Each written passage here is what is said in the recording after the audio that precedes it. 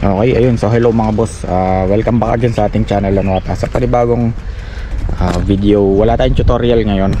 And nandito ako sa favorite spot at sobrang init. Yan. Okay, so bali ni-road test ko lang itong ating Raider F ay gawa ng may nagba-vibrate dito. So napakaingay kapag umaandar tayo, lalong-lalo na kapag mabagal. So napakaingay ng vibrate nya. Bali ang ginawa ko, sinapian ko lang siya at nawala naman. Pero hindi yun yung topic natin ngayon mga boss. Bali magbibigay lang ako ng opinion ko about dun sa bagong labas na Raider ngayon, which is yung Raider Blade and yung Raider FI. Kung saan napakaraming nagsasabi na pangit daw yung design.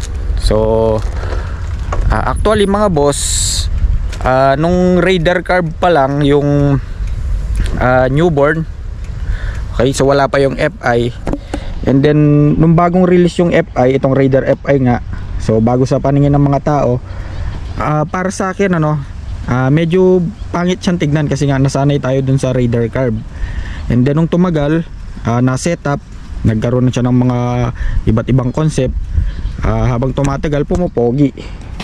Ayun, so lumipat ako ng pwesto mga boss, sobrang init talaga, Bali mabalik tayo sa topic. Okay? Yan, so try ko lang yung vibration. Okay, so mabalik tayo sa topic mga boss, about dun sa bagong Raider Blade at saka Pro ngayon, So ganun na ganun din naman yan mga boss ng bagong release, itong bagong Raider FI natin. Naninibago tayo sa itsura nya kasi nga nasanay tayo dun sa Raider Carb. Marami rin nagsabi na pangit daw yung Raider FI gawa ng bago-bago.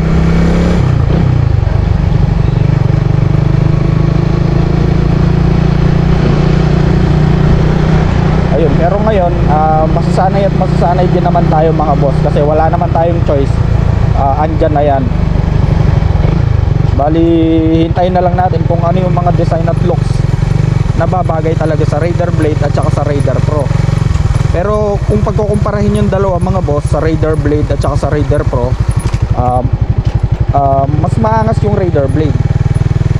Di hamak na mas maangas tignan yung Raider Blade. Pero sa future tayo mga boss, doon tayo sa Raider Pro kasi nga yung Raider Pro ay meron ng ABS for safety.